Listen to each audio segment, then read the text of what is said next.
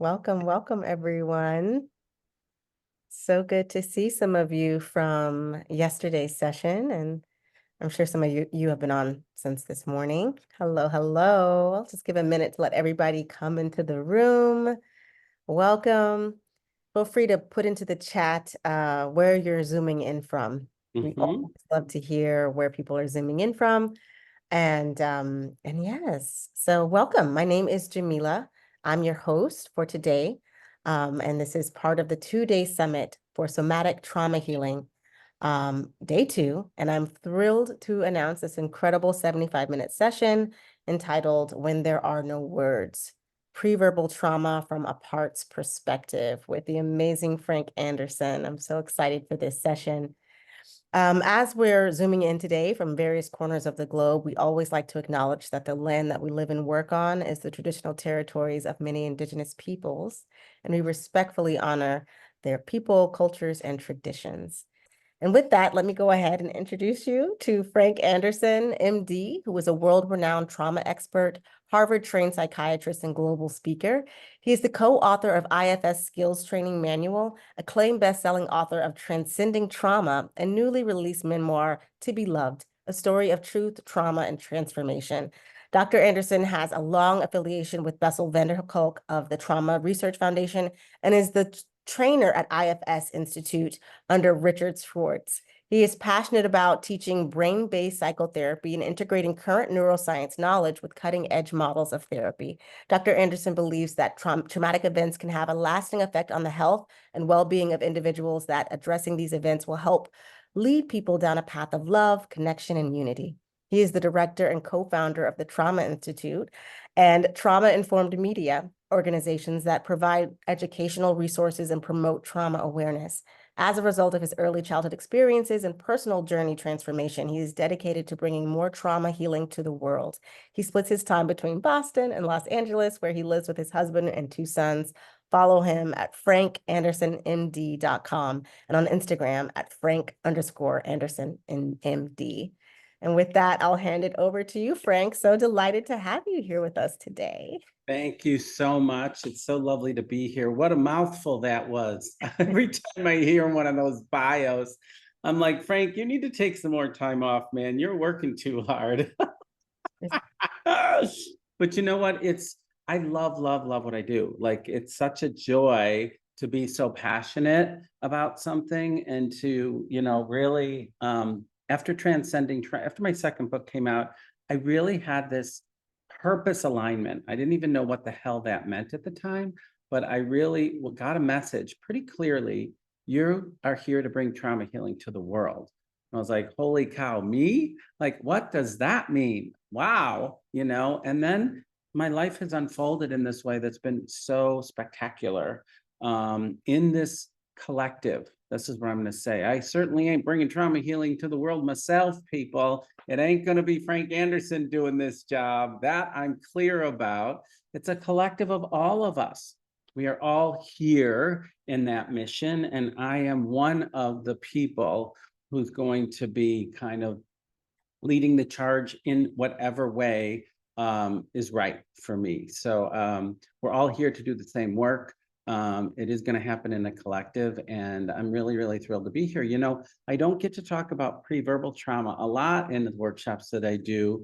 So I'm super excited to be able to talk about preverbal trauma here. This is typically something that is reserved for my level 2 IFS trainings at the IFS Institute under Richard Schwartz, because it's kind of an advanced skill, honestly, when working with preverbal trauma, because it freaks people out. And people get really weirded out. People don't know what to believe. People don't know what's true, what's not true. And so it's a kind of a challenging arena. But one of the things I'll say, for me, you got to leave your beliefs aside. You truly have to put your beliefs aside and follow the client's organic evolution. There is this belief that clients have within them the wisdom they need to heal. I firmly believe that, whether we're talking about the body, whether we're talking about their intuition, their gut sense, whether we're talking about their connection to spirit, whether we're talking about their knowledge and their emotions. Like there is an internal wisdom that everyone has, and it gets blocked in trauma. Okay, trauma. I'm going to put up, I have a couple slides here, and you all don't have these slides. I can tell you that for certainness, because I put them together this morning after I got off my flight last night from Boston to LA. So happy to share these with everyone. And we'll have, we can have whoever on your team over there reach out to Michelle, my assistant, and she will be able to get us these slides. Let me just put this up. Slideshow plays from the start. So you'll be able to have access to these slides with no problem. Okay. So one of the things that is clear to me in regards to working with trauma in general, relational trauma specifically, or complex PTSD, but here toning in on preverbal trauma, I'm going to throw past life trauma in here just to throw it up to a whole nother level, okay? Because I often think about past life trauma in addition, in conjunction with working with preverbal trauma. What we come in with when we embody human form sometimes has residual burdens and gifts relative to our past life. Again, whatever your belief system is fine. There's no imposing my belief system on anyone else, because it's really not even my belief system. It's kind of what has evolved. As I said earlier, kind of if you follow your clients, if you stay in their experience, a bunch of stuff is going to unfold in ways that are kind of beyond you and beyond them, in my personal experience, but this universality that I see is that trauma blocks love and connection. Trauma blocks who we authentically are. Trauma blocks our soul, our source. And in this paradoxical way, it is in fact love and connection that heals trauma. So we're really in a bind and in a cycle here as it relates to trauma. My belief is we all come down into human form, and then we experience various things. I mean, I don't want to put anybody on the spot right off the bat, but like, who hasn't had something overwhelming in your life happen to you? Raise your hand, right? Like, no hands are up, because we all have gone through. Oh, Jess is telling me nothing overwhelming has ever happened. Well, we can do a little demo on Jess and see what happens, right? And I'm not saying that everyone has trauma. That's not what I'm saying, because people get into big T, little t. I'm not a big fan of that. I'm a fan of overwhelming life experience, death of somebody significant, being bullied, having a difficult relationship, growing up in a dysfunctional family, maybe being raped or physically or sexually abused. Like I think about the spectrum of trauma. And the reality is we've all gone through a trauma because everyone in the world went through the pandemic. Okay, so that is a global trauma, right? We have institutional trauma. We have cultural, systemic trauma. We have trauma around identity and sexual orientation or gender, around disabilities. So there's so many different types of overwhelming life experience that nobody's scot-free in that way, right? So how we help people move through this is complicated, because these traumas block us and our core authentic self. And it is love and connection. I'm going to say this separate from a model that heals trauma. It's love and connection that heals trauma, not ABC, IFS, EMDR, CBT, blah, blah, blah. Okay, AEDP. Those models are amazing constellations of certain words and concepts put together to help lead someone through the journey. I just finished my third kind of immersion course. This one's called IFS Expansion, and looking at how we expand the IFS model to incorporate all different dimensions of healing. It's the reason I started the Trauma Institute, an integrative center to bring all models together around healing, because no one model works for any one person, and we have to have a lot of stuff in our arsenal when somebody shows up, right? And I love that here we're going to be talking about body, somatic body ways of healing is one such dimension, right? I interviewed Sue Johnson, for those of you who know her, right before she passed. And, her whole focus is emotion is the central core of everything. Like, yes, and Sue, right? And then you look at somatic experiencing or sensory motor psychotherapy, Pat Ogden or Peter Levine, everything starts in the body. It is a body that is the kind of the central location for all trauma processing. Yes, Peter and Pat, and then you talk to the EMDR people, and the EMDR people are like, everything originates from memory processing. All thoughts, feelings, and physical sensations originate through memory processing. I'm like, yes, that is correct too. So you're all right. And we have to put them all together in a way. The thing that I do love, though, and thing that I'll suggest is it's nice to have one primary. It's nice to be good at one thing, right? If you do a little bit of everything, you don't feel like a master at anything.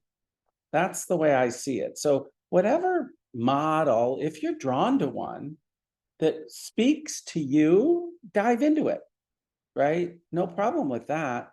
But then don't just stay there, because they're all limited to some degree, in my perspective.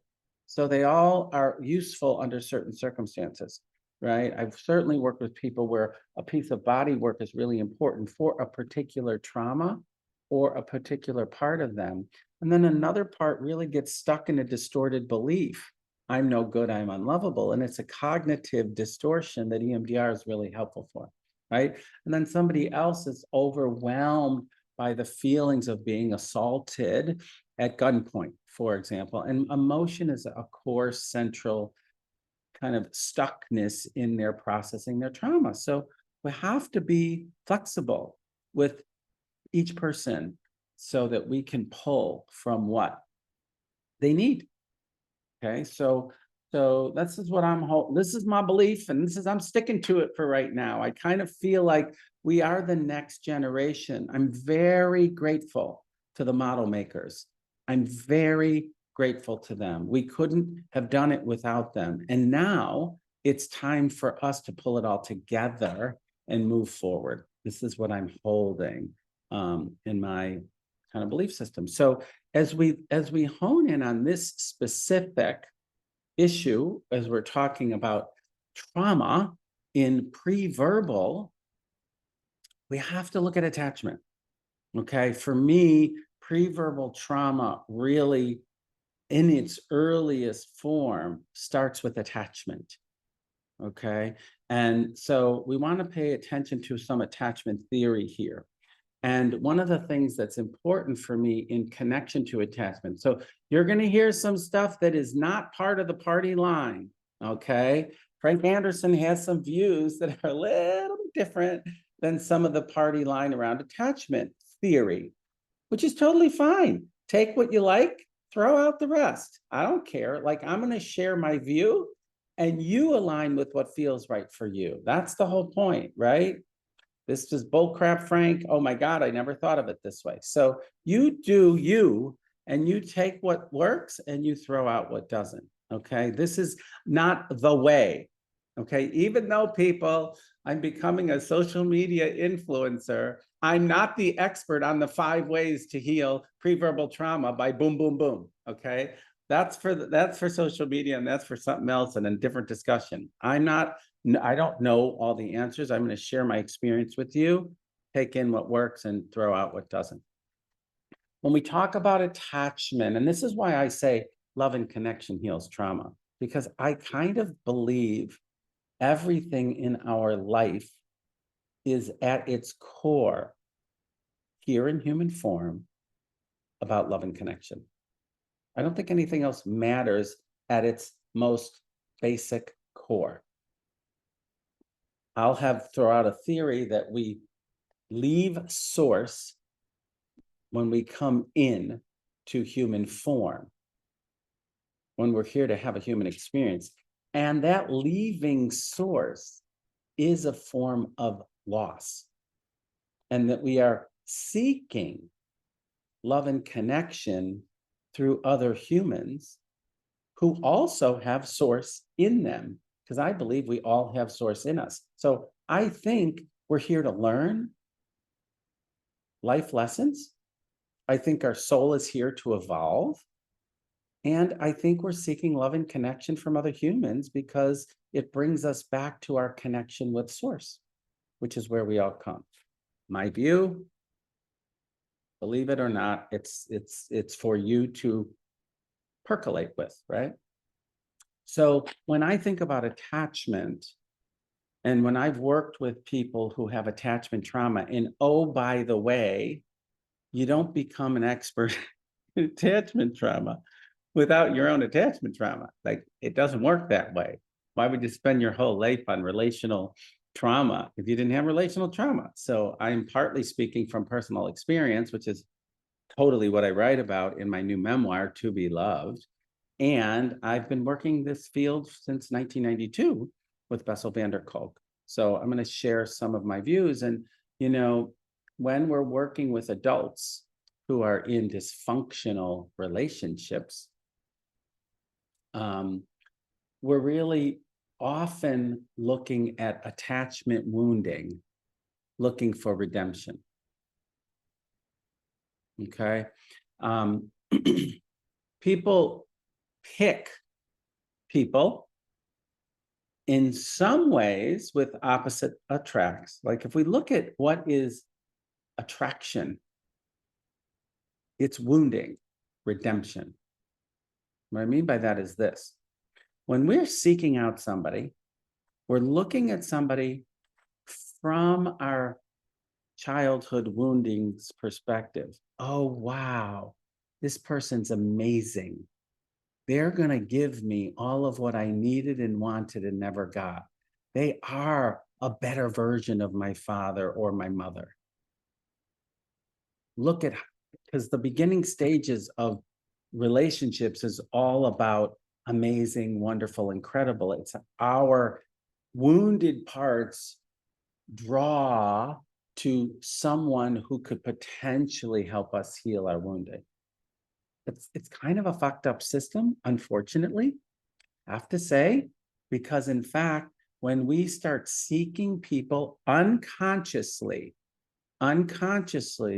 to be the mother or father we never had from our attachment wounding perspective, I was never loved, I was never seen, I was never valued, I was always neglected, then we've set up an inappropriate relationship with an adult, because they're not supposed to be that.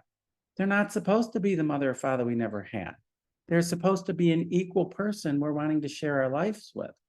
But we constantly are drawn to people, interestingly enough, who we think can help redeem our wounding and who have similar wounds as us, even though they show up oppositely.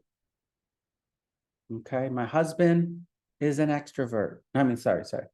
My husband is an introvert. I am the extrovert. He ain't going to be on no Zoom call with people all over the world. That ain't going to happen.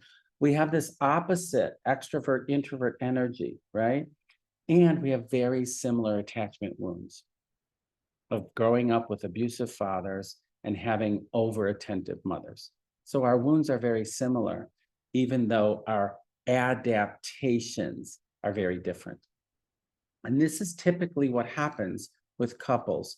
Like attracts like, and opposites attract. And the like attracts like is that we find somebody unconsciously who has the same wound as we do, even though their adaptation helps us try to fix our wounding in a way. And it fails. It fails. Why there's a 50% divorce rate. It fails. It just doesn't work when you start making someone something other than they're supposed to be. There was a play in Boston years ago called I Love You, You're Perfect, Now Change. And that just was like, just depicted every relationship I've ever been in and for a really long time, right? You get drawn to these people, they're just so amazing. And then you start complaining about all the ways they're wrong and not like the way you want them to be, right? So this is this recycling of a young attachment wounding that is seeking redemption or healing in our primary intimate relationship. And this even stems back as far as pre-verbal trauma. Okay, I've done a lot of work with working with pre-verbal trauma, and I want you to hold the awareness that this happens very early sometimes. Very early sometimes. Pre-verbal trauma is, in my view, the earliest form of attachment wounding. So you want to pay attention to that. We're even talking in utero. We're talking postnatally, prenatally, right? So we can have experiences. We know that babies hear and feel in utero. I'm working with somebody for several years who has multiple chemical sensitivity, has multiple physical problems, scoliosis and neurodegenerative diseases, and he's getting in touch with the way he was hit in utero. His mom was in an abusive relationship with his biological father, and he holds in his body when the blows when she was hit. Okay, and that's had a profound effect on him in his adult life. And it's just now that he's able to unfold, as opposed to the hundreds of thousands of dollars he spent on medical treatment, where nobody really has helped him get to the origin of this wounding. The origin of the wounding. And let me tell you, people, maybe you're smart, but you ain't going to figure that shit out with any interpretation. Okay. This pre-verbal information does not come from your great interpretation. I wonder if you were intrauterine abused or you heard yelling and screaming, blah, blah, blah, blah, blah. Like that ain't coming from us. That is not coming from us. Do you think this is related to your past life issue when you were marginalized, blah, blah, blah, blah, blah, blah, blah, in another century in a battle or a war? Like, no, we are not going to say that stuff. Okay. So we have to be open and we have to create the container that allows for this stuff to unfold from within, because that's where it comes from. It comes from within. And you're going to be like, is this shit for real? Oh my God, what am I going to put on my treatment plan now? How is the insurance company going to pay for this one? When you follow your clients and trust their organic process, separate from your beliefs in God or your beliefs in Buddha or whatever you're holding, to stay with them in the evolution. I've had so many clients like, is this shit for real? And I'm like, I'm not here to determine whether the shit's for real. I'm here to help you release what you're carrying that doesn't belong to you. I'm not a truth seeker. I'm here to help you release what you're carrying that doesn't belong to you so you can get back to your authentic, most aligned self. Okay? The more we release, the more us we truly become. Okay? All right. So let's move on here. Or you know what? Before we move on, let me take a couple questions. See if there's anybody has any questions right now. You either can put your I don't know, we put your hand up so we can see you and the reaction button, or you type something in the Quest Q&A, and maybe we'll take a couple questions. I've got a great one, Frank, from it's from Christina, and it Yeah, has 4 upvotes that I think is the most okay. upvoted are. And they're saying that love and connection is wonderful. What if a person starts to lose trust in their decision-making skills of choosing people? What would you say between, trying to know if their mind's playing tricks in them Yeah. or not? Yeah, that's a great question. And so this is a great question. And I'll reference my memoir a little bit since it's kind of fresh in my mind, just came out. Is like, boy, did I do that. I was on rinse and repeat is what I thought. This is the way I called it. I was on rinse and repeat for a while. So it is from who is making the decisions. This is the way I think about it, Christina. Because yeah, we make really shitty decisions when it comes from our parts that are trying to protect our wounding, because we're choosing people that are opposite of our abusers, which is not right because we end up perpetuating our abuse. So what judgment and who's making the decision is the key issue there, okay? Or like, I'll just, you'll know my memoir is like raw, honest. Like first, I married a woman. I was in conversion therapy as a little kid for 6 years, right? Learned how to be a normal straight boy, did my job, was a good student, married a woman, right? And so I became my father and I married my mother. I was controlling and dominating, and she was passive and accommodating. Well, that sucked. So I divorced her and I came out. And then the first relationship with the man that I was in, I was like, let me try the other side. So then I was like, this shit doesn't work. So then I tried the other side, and I met this guy who was dominant and controlling, and I was passive and accommodating, just like my mother. I'm like, let me try the other side. Well, let me tell you, people, that didn't work either. I was like, Frank, you are running out of options here, right? And it wasn't until I healed the parts of me that were seeking that I was able to choose from a different place.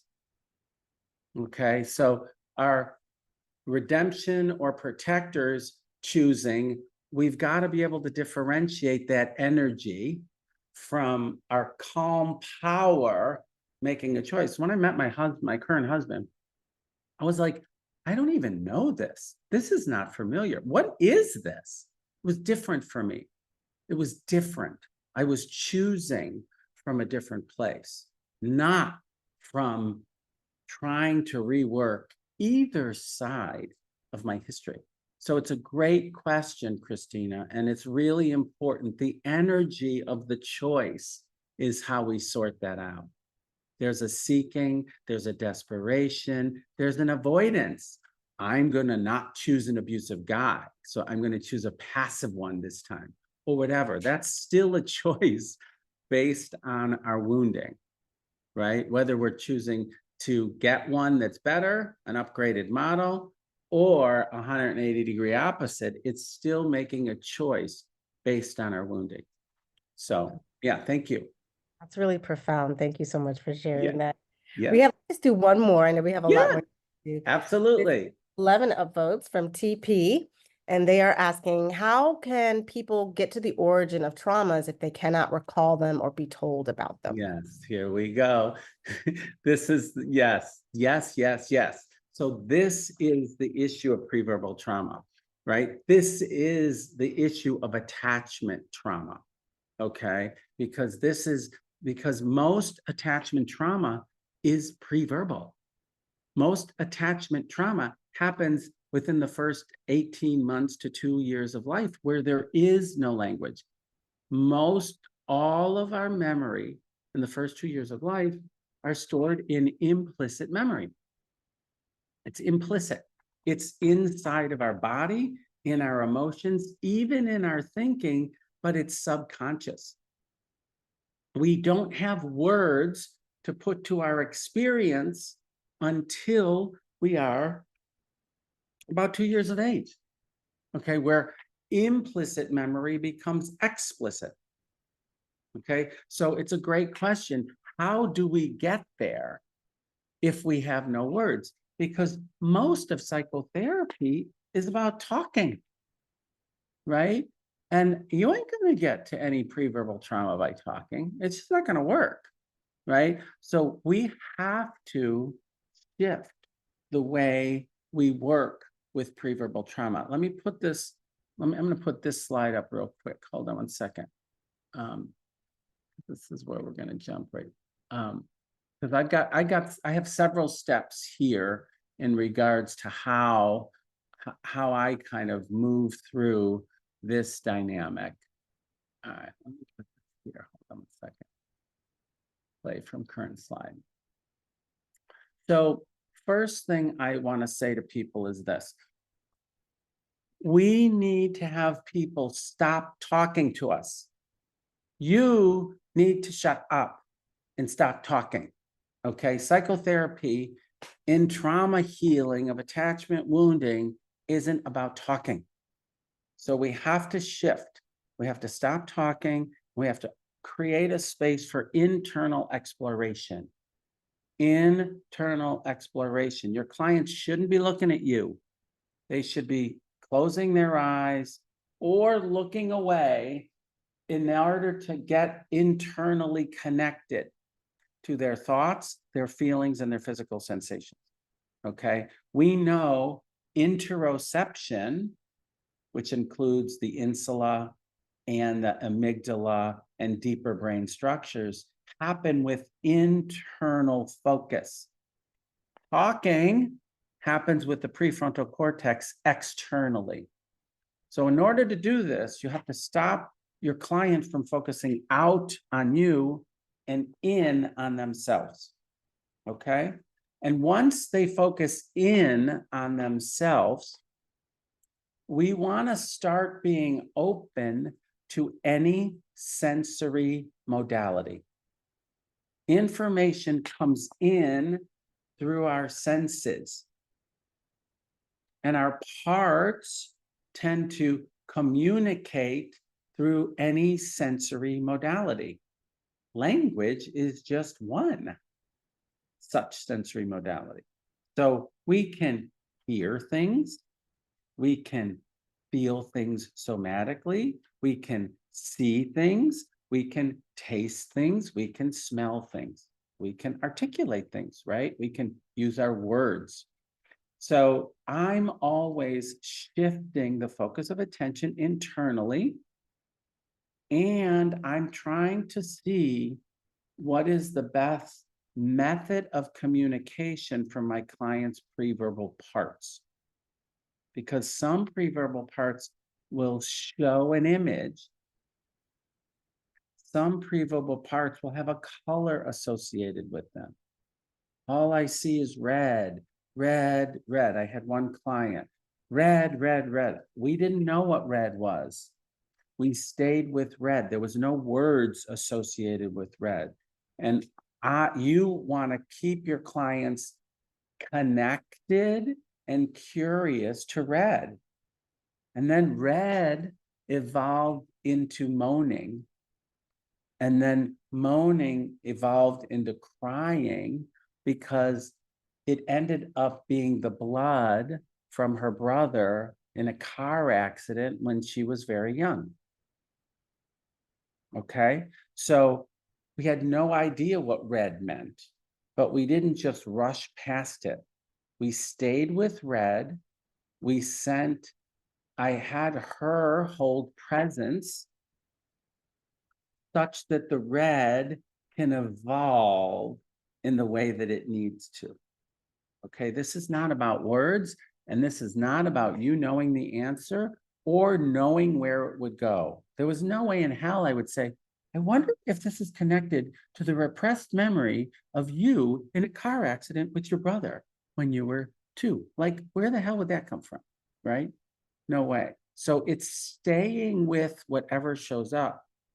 And the thing is this, folks, you have to align the method of communication. You don't say, what does the red want to tell you? Because red is a color, it's not a word. What is the red showing you. Okay? You have to align the method of communication. I'm hearing screaming. Okay, let's stay with the screaming. What does it want to share with you? Okay. I feel something in the pit of my stomach. I don't know what it is. I said, either do I. Let's just, you and I together. This is a key piece with preverbal trauma. You and I together, because clients can't do preverbal trauma by themselves. Clients can't do attachment trauma by themselves because these parts are too young and they need somebody else. So one of the things that feels different for me with internal family systems is like self-energy is the ultimate healer. For those of you who are familiar with internal family systems, I don't feel that way so much anymore with attachment or preverbal trauma. Okay, I have a diverging view of that. Okay, because the self at the time of the trauma does not have the capacity to be with the client's pain in whatever way it shows up. So I will do my best to get my client's self present in the moment, today's self, not yesterday's self. And myself is going to join them so that we together have enough capacity to be with whatever is held in the preverbal way. Okay? You can't expect your clients to do this alone. And if you aren't willing to go there, that's a problem. And if you haven't gone to your own, you're going to have trouble going with theirs. Just saying. Okay? So this does require us to do our own work and look at our stuff, because sorry for calling all of you out, but you went into this damn field to focus on other people's shit instead of your own. And what I'm telling you is you have to focus on your own in order to be with their shit. Okay? It's a problem, but it's the truth. I have worked with so many clients and I've worked with so many therapists who I have felt can't go there with me. And I'm not going there with them if they can't go there with me. And clients sniff that out in us. They sniff it out. Okay. So you've got to be willing to go there if you're asking them to go there, because in preverbal and attachment trauma, it's too much alone. The whole point is too much alone for very young beings. Love and connection is required. And often the self alone of the client is not enough. I recently had a piece of work that I'm doing with my therapist. And, you know, she would always say, and for those of you who know IFS, you know, how do you feel toward the part? How do you feel toward the part? And this is a baby in a crib with this really dark figure hovering over it, right? I was like, I can't feel toward it. I can't feel. What do you mean? I can't feel toward it. Because I know she wants me to say loving compassion, because that's one of the 8 C's of self-energy. Loving compassion. Well, that's bullshit, because that's not what was going on. Okay. And clients will say the words you want them to say, by the way. Are you feeling compassionate? Oh, sure. Yeah, I'm compassionate. If you want me to be, I will. Okay. So get away from the words and stay with the experience. And what I ended up realizing is that I actually, in the moment, needed somebody to come with me in order to be with that little baby. Because the trauma that the baby held was so overwhelming. I needed support. And reaching out to somebody in that way is so vulnerable when you've been hurt. So it was such a challenge for me to reach out to her to say, will you come with me to be with this little boy? Because the reaching out is what caused the trauma in the first place, because the people who were supposed to be there weren't there. So it's this really tricky dynamic, really tricky dynamic. Like, go there alone. Go there, but you have to reach out and trust somebody. Which is really hard too. So this is really difficult, challenging work, not impossible, I will tell you, but we need to find out how the part communicates and align the method of communication as we're working with the part, okay? And then, folks, we want to allow the evolution of the sharing. Allow the evolution of the sharing. And I gave you a little example of that a couple minutes ago with my client with the red and then the moaning and then the image that showed up of the car accident. Okay, there's most pre-verbal trauma is encoded in an implicit way without a clear narrative, without a clear storyline, without a clear trajectory. So it shows up in all these weird, distorted ways because that's how it gets encoded when we're young. Okay. Fire breathing dragon, a dark cave, all kinds of fire, steam, it gets encoded in these ways. So you have to show up and allow it to evolve. I will share with you personally how I got to the baby in the crib in the first place was because I was working with my therapist. This was several years ago now. And go inside, I see a coffin. I see like this brown coffin. I'm like, I don't know what the coffin is. It's brown coffin. Well, let's just stay with the coffin. Let's see what the coffin is. Can you send love to the coffin? Can you be open to the coffin? And I'm like, okay, I didn't know what the hell's going on. And then all of a sudden the coffin opens, and partly I'm scared and I'm afraid, and she's with me around the coffin. What's inside? I don't know. I'm afraid. I don't know what's inside. So the coffin opens, and then this mummy sits up and looks at me. It's a mummy. He's like, I don't know. Who's this mummy? What is this mummy?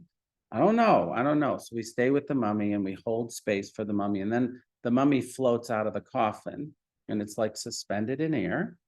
And all the things that were the gauze that wraps a mummy were dangling from the mummy. And I just knew it represented all the trauma the baby held. Like, it's like, this is the residual. Like, it was like a communication that had no words, right? And so we stay with that. And the more we stay with this baby, and this is several months, folks, this is not like a 50-minute hour. Woohoo, let's do your preverbal trauma today. Okay, fine, right? It's an evolution over time. And then all of a sudden, all the wrappings fall off of this mummy, and it becomes this avatar of gold light. And the message was very clear that this is a angel being, right? This is pure love underneath all those mummy wrappings. That was the feeling that came with this golden avatar. And then it turned into me as a baby, right? Then it was me as a baby over time. It's like, oh my goodness. And that was how I personally got connected to being hit in the crib as a baby. Okay. And so things are going to show up not in any kind of traditional or obvious way. So you really have to hold suspended animation and allow the evolution of sound, of all the sensory modalities, if they show up. Sound, is there a visual? Is there a sensation? And again, this is weird shit. And we didn't learn this in grad school, right? And it's been profound for me to release the preverbal trauma that I experienced as a baby in the crib. It's changed my life pretty dramatically. Okay. And there's a healing component and no words. There's like a feeling, a sense, a knowing gets transmitted. No words often. You know, like I said, I just knew the wrappings of the mummy were the trauma. I just kind of knew it. It's like a transmitting of knowing. And you just want to stay in trust, knowing you have no idea where this is going to go. Okay. So it's a great question. And it's really kind of a core piece for me of how we do this work is through that way of being with what shows up in the ways that it shows up. Now, maybe you have access to your client's adult self. Maybe you don't. Early on in treatment, sometimes there's not a lot of access to our client's adult self. So you're the primary attachment figure to these younger preverbal parts because you can hold a confidence and a certainty that this is the way to go. Because those parts are not going to trust unless they feel safe. So if the client is not on board, you're going to be the primary, as Sue Johnson says, the primary safe attachment figure for some of these younger parts. Now, it's not your job and responsibility, let me say that.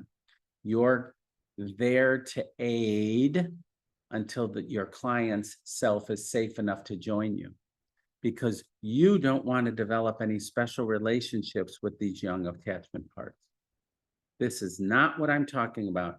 Too many therapists get really too jazzed up about being the most important one because we want to be helpful. We want to be liked. So you got to be really careful that you don't become the primary attachment figure, that you may need to start there to create enough safety for your client to join. Because otherwise you're going to be getting a lot of phone calls all weekend and all night long if you stay as the primary attachment figure. I'm always bringing my client in. Hey, Juanita, did you hear that? Hey, Juanita, did you sense what that little girl is sharing? Hey, Juanita, are you with me? I'm always bringing in my client's self because I don't want to be the only one. I took care of my siblings. I took care of my mother. I have 2 kids. I'm enough caretaking. Okay. I'll start the journey, but I am not going to be the primary. That's super important because clients get too freaked out by this stuff. Right. And they're getting nervous about it. So, okay, hold on. Let me go back. What shape? This is important. What shape does the part have? Well, hold on. Are you there? Yes, we're all here. All right, hold on 1 second. My computer just went funky. Here we go. Okay, here we are. I'm back. All right. So what shape does this part take? And I'll have people embody the shape. Is it like this? Is it like this? Like we want an embodiment, if possible, of the experience. I want the person to kind of be in it so we can be with it. Be in it so we can be with it. Is there a movement? Is there a color? Is there a posture? Okay, it's a way to access. Is there a sound? So let the client inhabit it in the way that works so we can get communication that way. But don't have them stay there. Because if those of you who know polyvagal theory and Deb Dana and Stephen Porges's work, we're looking for vagal flexibility. We want them to be in and then be out, to be in and then be out. This is a way to not have it be so overwhelming. Moving in and moving out. I don't want, all right, stay in that position. Is there a sound? Screaming, screaming, screaming. Great, we got to stop. I'll see you next week. Like, that's not what we're doing here, right? Let's visit, and then let's observe, and let's visit, and then let's observe. So you don't want people to just get over flooded by it, right? Is there a movement? Is there a posture? And once we get the movement and the posture, we want to validate it. We want to validate it. Oh, so it's feeling tight and small and tough, tense. Is that right? Because we validate first. That's the communication. Oh, it's got darts spewing from it. Got it. Anything else? Then we're, validating what it is in shape and posture. Then we're going to say, what does it need? What would it need? Because oftentimes preverbal parts are stuck with incomplete action. What does it need? Right? It needs to move. Okay, let it move. It needs to be held. Can you hold it? Okay, we want to acknowledge what it is, and then we want to offer some support. Acknowledge what it is, offer some support, because these parts are very important collaborators in the healing journey, because they were there. They were there. So we want to acknowledge them, let them represent themselves in the way that they do, and then offer them some relief. Now, the relief is not the full healing. The relief is usually offering protective parts some relief. The part that needed to clench, the part that holds rage, the part that was on fire, right? Because typically what's underneath is I'm alone and I'm unlovable, or I'm worthless, right? So these initial postures, the initial stuff that shows up, are typically the defenses or the protectors. So we want to have them on board with us. So we need to acknowledge them in the way that they show up, and we need to offer them a little relief. And then we'll be able to go to the next level of depth. To the next level of depth, which is being with that utterly alone, out in space with no one and nothing. Because that's what it's like preverbally. There's no capacity to hold anything. These are young, new souls experiencing some form of trauma with absolutely no capacity. So we're going to shore up our clients' resources as much as possible. We're going to bring our resources, and we're going to bring our clients' current day self to be with the enormity of the experience. You'll hear things a lot in preverbal trauma. I'm going to die. I get disintegrated. The words are very extreme, because that is how it gets experienced at such a young age. Because there's very little capacity, very little capacity. So what's the posture? What's the movement? What does it need? How can we help it? How can it feel our love and support? And then it's a collaborator moving forward with us. Okay. Let me see, before we jump into healing, let me see. Okay, let me talk about this. Are you seeing, all right, let me share. Hold on a second. I want to share some of this work of Ruth Lanius, and then I'll take a couple questions, and then we go for, so we have 15 more minutes, is that right? Ish? Yes, exactly. Yes. Okay, yes. perfect. Great. All right, so this is a really important piece of a body of research that's been done by Ruth Lanius in her lab up in Ontario, Canada. This is how neurobiology shows us how self and trauma get connected. And this is kind of in a brain, you know, like, and then a lot of our preverbal traumas are this unity of this is who I am, this is me, as opposed to, oh yeah, this happened to me when I was in utero. Do you know what I mean? It becomes this total experience. And Ruth Lanius's work shows us that the default mode network is how our brain organizes a sense of self, self-reflection, introspection, self-awareness. And there are structures involved in the default mode network. Many people have heard about the default mode network. And then there's a structure called the periaqueductal gray. Periaqueductal gray, for years and years and years, we used to say that's related to freeze, that's related to freeze. Well, Ruth research has shown us it's more than freeze, and that in fact, it regulates the autonomic nervous system. It's a part of the brain that determines, are we going to go ventral, sympathetic, or dorsal? So there's a decision-making tree in the periaqueductal gray, periaqueductal gray. That it decides what's the level of threat, how extreme do we go, fight, flight, freeze, submit. Okay. What ends up in trauma is that the periaqueductal gray gets connected to the default mode network. So our raw emotional states, our trauma responses get identified with self. I am my trauma.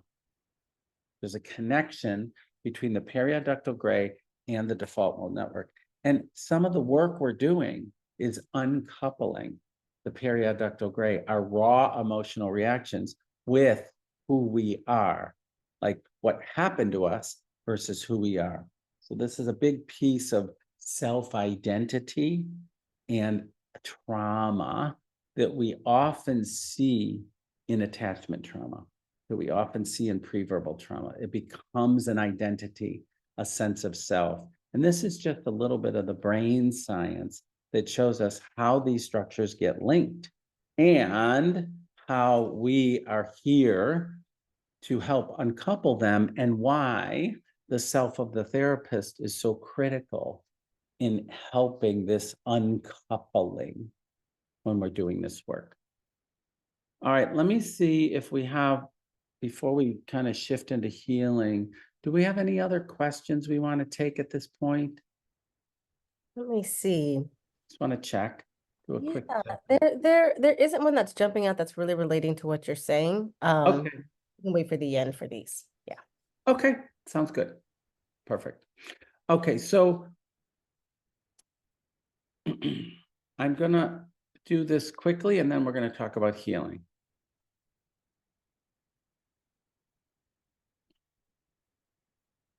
You can all see this slide, can't you? Attachment theory.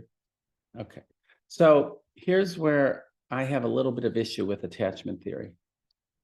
This 72% of the population has secure attachment, or 62% of the population has secure attachment, 15% is avoidantly attached, anxious attachment 9%, and the dreaded disorganized attachment is 15% of the population. I don't believe in attachment styles, personally. I don't believe in attachment styles. I think these are wounds, and I think we heal them. I don't think they're permanent templates for people living their life.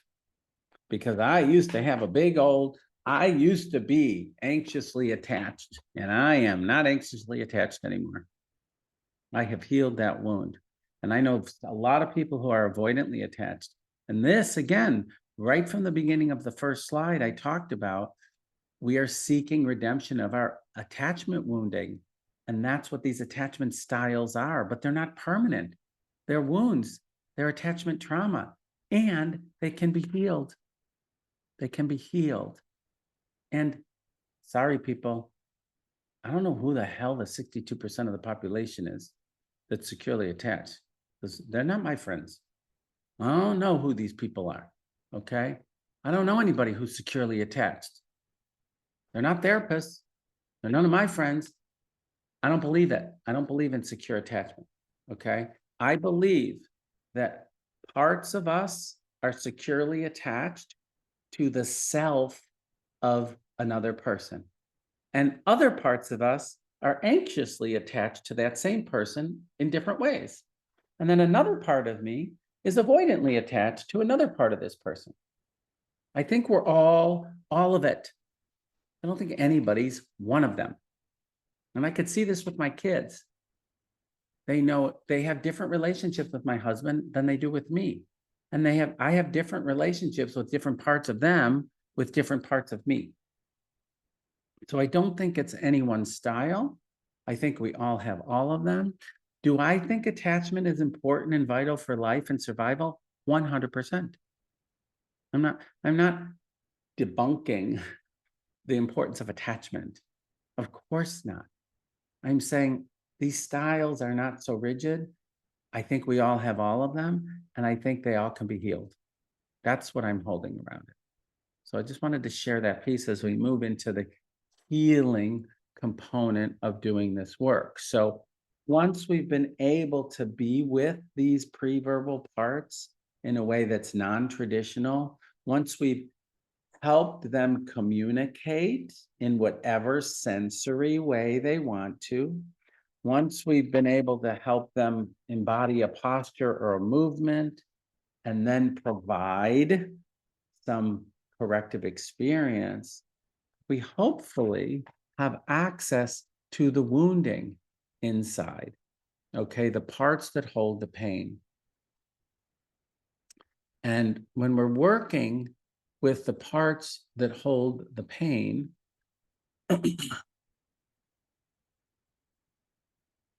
share that.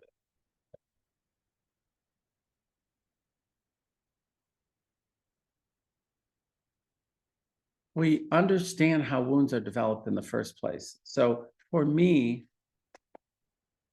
when we are connected to our emotions, our embodied experience, and our physical sensation, we're being us. This is our authenticity. When we risk the capacity to share it with somebody, that's a big risk. To let ourselves be known and seen by another fully. Okay. This is where the problem comes in. This is how wounds develop because of what another person does with our authenticity. What the perpetrator does in distorting responsibility. It's your fault. You're bad. You're wrong for being your authentic self. This is what I experienced that I write about in To Be Loved, is that I was a little boy who was curious about my cousin's Barbie playhouse. I thought it was cool. I saw the little figurines. I saw the tiny toilet, and I got yelled at. Frankie, boys don't play with dolls. That's for girls. That was the beginning of my conversion therapy trajectory, right? I internalized the reaction of another. I'm bad, I'm wrong. There's something wrong with me. And in order for me to be loved, I have to be different. Okay, so we distort other people's reaction to our authentic self.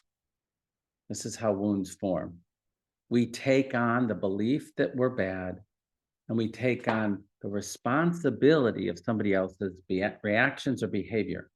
Now, if somebody said to me, "Oh, Frankie, you were playing with the Barbie playhouse. I'm so sorry. I should have never said that. That was my fault." I wouldn't have created a shame wound. When perpetrators take responsibility for their actions, we don't internalize them. When they don't, we do. And so there's a healing that comes along with this that's important. But when we're working with attachment wounding, there are these stages that I see that I want to just briefly mention to you to pay attention to, because this is attachment work is long-term work because people have these wounds for a really long time. They don't get healed overnight. First, somebody comes in needy and dependent, overwhelming in relationships, whether they come in couples or individual. Then when we start working with their parts, having them get to know their parts, start differentiating what these parts are holding and how they're helping and what they're needing, clients gain the capacity for some independence and self-awareness. They're not as needy and dependent. Some of them choose to end their relationships. Some of them choose to live on their own. Okay. And here, sometimes people get really comfortable. I hate relationships. I'm never going back. It was so overwhelming to get hurt over and over again. I'm going to stay alone forever. This is where I start pushing back a little bit. I say, let's not stay in this comfort zone because it's kind of connected to avoidance of the old way. Let's heal the wounds that are rooted at the core, and then you can decide if you want to be in a relationship or not. So I'm going to push people a bit once they get comfortable alone to go deeper because they don't want to go there again. Heal those wounds, and then, this is part of the earlier question, then make a decision from a healed place around who you want to be in a relationship with, or if you want to be in a relationship. Who or if. Now, when I'm working with preverbal trauma, like I said, the client can't do it alone. I'm bringing myself in as much as possible, and I'm utilizing any energy that's available to us. This is where spirituality comes in. This is where nature comes in. This is where all things, ancestors come in, angels come in, whatever people have access to aid in the healing process is important. And you want to be open and available to your client and to the energy within you to help healing. Okay, so this is beyond words, and this is beyond our client's body. And you want to be open and receptive to all that's available. I do courses on using energy in regards to healing. And when you're working with preverbal trauma, a lot happens without words. And energy is a very important component to healing preverbal trauma. So you have to be open to the energy. You know, when people come in with disorganized attachment, we learn about how bad their relationships are, but we feel the dependent neediness underneath, right? So you want to pay attention to those preverbal issues. Are we running out of time here? Just a smidge. We have about 3 minutes left. Good. I'm gonna end with this one slide. Thank you for letting me know. Whenever, anytime I see the host, I'm like, okay, Frank, time to wrap it up, baby. Time to wrap it up. This last slide I want to share with you because the healing component is important here. I really believe in healing. Okay, do I believe in permanent healing? No. Do I believe that healing's possible? Yes. So in order for these wounded parts of us to truly release what they're carrying, there's 3 components to them that need to happen. And this is rooted in some of the neuroscience work of memory reconsolidation that we talk about. First, the experience needs to be shared. The truth in experience needs to be shared.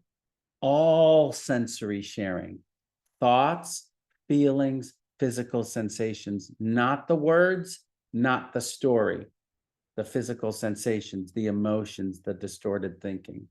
Once the experience is shared, the part is no longer the holder of it alone. Then a disconfirming experience needs to happen, or what we call a corrective experience. the part feels loved and seen and known. And sometimes we're helping with that. Sometimes the client's self is there. Ideally, it's a combination of us and the client that gives the part a corrective experience opposite the trauma. And once those two things have happened, then release is possible. Then release is possible. Then the thoughts, the feelings, the sensations no longer need to be held within the body and can be released in a number of different ways. Now, can it get reactivated again in the future? Yes. Is it the same as it was originally? No. There's a new dimension, there's a new learning, there's a new awareness. So once we get to that place of being with the vulnerability, these are the general components of healing that are necessary for true healing to occur. Well, everybody, thank you so much. This is like the beginning of a 5-day workshop if we had the time to do this. I love being able to share some of this with you. Feel free to follow me in all the ways that you know. And there's a lot of work we can all do together and need to do together. So thank you so much for being here on a Sunday. And I hope it was helpful. Yes, yes, that was truly so, so beautiful and powerful and impactful, Frank. Thank you so much, giving us things to think about for weeks, days, months, years at this point. So, so much gratitude. So with that, I again send all the love to Frank. Thank you so much. Thank you. Bye-bye. Have a beautiful day.